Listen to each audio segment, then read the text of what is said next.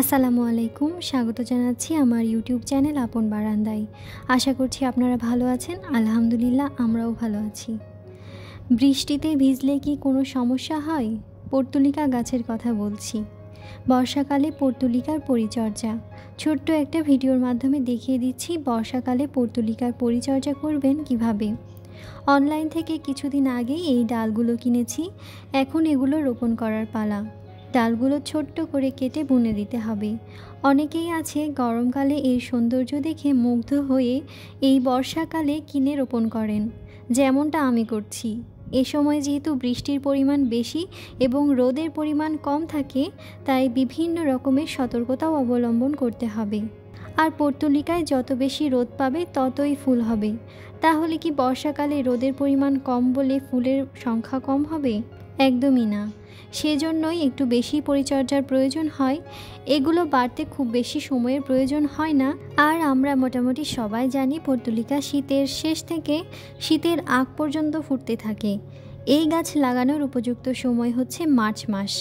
কিন্তু অন্য কোনো সময়ে, অর্থাৎ আমার মতো যারা বর্ষাকালে পর্তুলিকা রোপণ করতে চাইছেন, তারা কিভাবে পরিচর্যা করবেন তা নিয়েই আজকের ভিডিওটা। এই ডালগুলোই আমি রোপণ করেছিলাম, দেখতেই পাচ্ছেন সপ্তাহখানেকের মধ্যেই বাড়তে শুরু করেছে।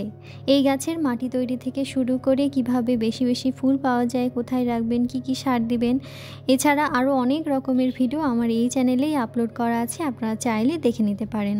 ডালগুলো বাড়তে শুরু করলে আমি পাত্রগুলোকে পরিবর্তন করে দিয়েছি এবং এমন জায়গায় রেখেছি যেখানে বেশি রোদ পায়। তো বর্ষাকালে যেহেতু বৃষ্টির পরিমাণ বেশি, তাই বুঝে বুঝে পানি দিতে হবে। পর্যাপ্ত রোদ পায় এমন জায়গায় রাখতে হবে। আমার মতো যারা বর্ষাকালে পর্তুলিকা রোপণ করবেন, অবশ্যই খেয়াল রাখবেন ড্রেনেজ ব্যবস্থার যেন ঠিক থাকে। যেহেতু এ সময় বৃষ্টি একটু বেশি হয়, তাই টবে পানি জমতে দেওয়া যাবে না। ড্রেনেজ ব্যবস্থা যদি ঠিক থাকে তাহলে ওই দিক দিয়ে অতিরিক্ত পানিটা বের হয়ে যাবে। বর্ষাকালে এমনিতেই দ্রুত বাড়ে এই গাছগুলো, তাই অতিরিক্ত পরিচর্যার প্রয়োজন হয় না। অনেকেই জিজ্ঞেস করেন বৃষ্টির পানিতে এই গাছ নষ্ট হয় কি না। না, আসলে এই গাছটা বৃষ্টির পানিতে নষ্ট হয় না, তবে অতিরিক্ত পানি পেলে গোড়া পচে যেতে পারে। আবার অনেক সময় অতিরিক্ত বৃষ্টির পর মিলিবাগের সমস্যা দেখা দেয়। অল্প হলে হাত দিয়ে ছাড়িয়ে নেবেন বা ডালগুলো ভেঙে দিবেন, যেভাবে আমি ভেঙে দিলাম। আর পোকামাকড় হলে একটু হলুদের গুঁড়ো স্প্রে করে দিবেন, তাহলেই ঠিক হয়ে যাবে। এছাড়া চাইলে বৃষ্টির আগে গাছগুলোকে সরিয়ে শেডের নিচেও রাখতে পারেন। এখন বলি সারের কথা। বর্ষাকালে আমি রাসায়নিক সার একদমই ব্যবহার করি না, জৈব সারটা ব্যবহার করি। আর গাছগুলো রোপণের পর দেখুন কি সুন্দরভাবে বেড়ে উঠছে। অনেকগুলো কলি এসেছে, সেই সাথে দু একটা করে ফুলও ফুটছে। এই সময় আপনি চাইলে ডালগুলোকে ভেঙে আবারও রোপণ করে দিতে পারেন, তাহলে গাছ ঝোপালো হবে। এছাড়াও আরও একটা কাজ করতে পারেন, তা হচ্ছে উপর থেকে কিছু কিছু ডাল ছাঁটাই করে দিতে পারেন, তাহলেও গাছ কিন্তু ঝোপালো হবে এবং অনেক বেশি ফুল পাবেন। আর এখন যেহেতু বর্ষাকাল, সেজন্য সার দেওয়ার সময় একটু বুঝে শুনে দিতে হবে।